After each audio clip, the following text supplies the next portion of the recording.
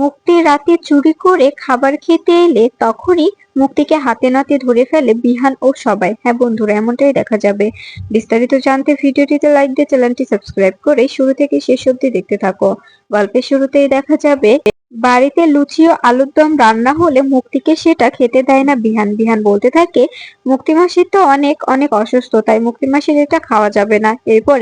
এরপরে দেখা যায় এটার লোভ সামলাতে পারে না মুক্তি। রাতের অন্ধকারে সবাই যখন ঘুমিয়ে পড়ে ঠিক তখনই রান্নাঘরে এসে লুচি আলুর দম ও পান্তুয়া সবকিছু বের করে সাজাতে থাকে আর বলতে থাকে আমি এইসব খাবোই, কারণ কারণ এসব না খেলে আমি আমি কি করে থাকবো, আমার তো এইসব খেতে খুব ইচ্ছে করছে। এদিকে এদিকে দেখা যায় বিহান উঠে আসছে নিচের দিকে জল নেবার জন্য। ঠিক তখনই তখনই বিহান একটা শব্দ পায়। এদিকে এদিকে দেখা যায় মুক্তি রান্নাঘরে সবকিছু রেডি করছে আর বলছে আমার খাবারটা কেউ আটকাতে পারবে না, আমাকে জলদি জলদি খেয়ে নিতে হবে। কে জানে কোথা থেকে কে এসে পড়ে, এখন সবাই ঘুমিয়ে পড়েছে, এই সুযোগে আমাকে সবটা খেয়ে নিতে হবে, তা না হলে কেউ দেখলে ঝামেলায় পড়ে যাব। এই বলে প্লেট নিয়ে বাড়তে থাকে মুক্তি আর বলতে থাকে আমার কপালটাই খারাপ। এই বিহানটাও না, বিহান একদম একদম কম্পাসের সবকিছু শিখে গেছে। কম্পাস যেভাবে যেভাবে সবকিছু হ্যান্ডেল করতো ও দেখছি ঠিক সেভাবেই হ্যান্ডেল করার চেষ্টা করছে। কিন্তু বিহান তোমাকেও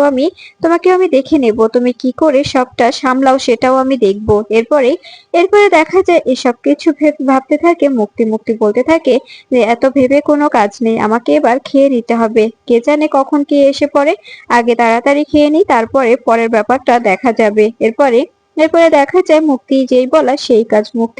মুক্তি খাবার জন্য সবকিছু রেডি করতে থাকে। এদিকে এদিকে দেখা যায় কম্পাস আসে তার মায়ের সঙ্গে দেখা করতে। সেখানে এসে কম্পাস তার মায়ের সঙ্গে কথা বলতে থাকে। এদিকে এদিকে মুক্তি নিজে খাবার জন্য সবকিছু রেডি করছে। ঠিক তখনই বিহান এসে চিৎকার করে সবাইকে ডাকতে থাকে। এরপরে সবাই চলে এলে ঋতুজা বলতে থাকে কি ব্যাপার মুক্তি, তোকে একবার বারণ করা হয়েছিল যে তুই এসব কিছু খাবি না, তোর এসব কিছু খাওয়া যাবে না, তুই কেন এসব কিছু খেতে এসেছিস? তোর তার মানে তুই পুরোপুরি সুস্থ তাই তো? তুই তো একদম দিব্যি এখানে দাঁড়িয়ে আছিস। তখন অখিলেশ এসব কিছু দেখে অবাক হয়ে যায়। পৃথা বলতে থাকে দিদি ভাই, এই মহিলা কতটা ধুরন্ধর তুমি বুঝতে পারছো? ও এবারও আমাদের এভাবে নাকানে চোবানি খাইয়ে দিল, আমাদের এবারও এভাবে ভুল বোঝালো। তখন রুদ্র বলতে থাকে মা, আমি দেখে তো অবাক হয়ে যাচ্ছি, মুক্তিমাসি এতটা সাংঘাতিক হয়ে উঠেছে যা বলার বাইরে। এভাবে আমাদের বোকা বানালো। এরপরে দেখা যায় ঋতুজা বলতে থাকে সত্যি মুক্তি, তোকে দেখছি আর অবাক হচ্ছি, তোকে দেখে আমার অনেক অনেক করুণা হচ্ছে, মনে হচ্ছে তোকে কেন আমি এ বাড়িতে উঠিয়ে এনেছিলাম। তখন ত্রিলোচন বাবু বলতে থাকে থাক না, ওনার হয়তো বা খেতে ইচ্ছে করেছিল তার কারণেই খেয়েছে। তখনই দেখা যায় এই বলে কম্পাস মনে মনে বলতে থাকে আমি জানতাম যে তুমি কোনোভাবে এসব কিছু খাওয়ার লোভ সামলাতে পারবে না, তুমি যে একদম সুস্থ আছো সেটা আমি খুব ভালো করেই জানি। তখন মুক্তি বলতে থাকে বিশ্বাস কর ঋতু, আমার অনেক খিদে পেয়েছিল, তার কারণে এসেছিলাম, দেখলাম চিড়ে সিদ্ধ নেই, তাই ভাবলাম যে লুচি একটু খেয়ে নি, কিছুই হবে না।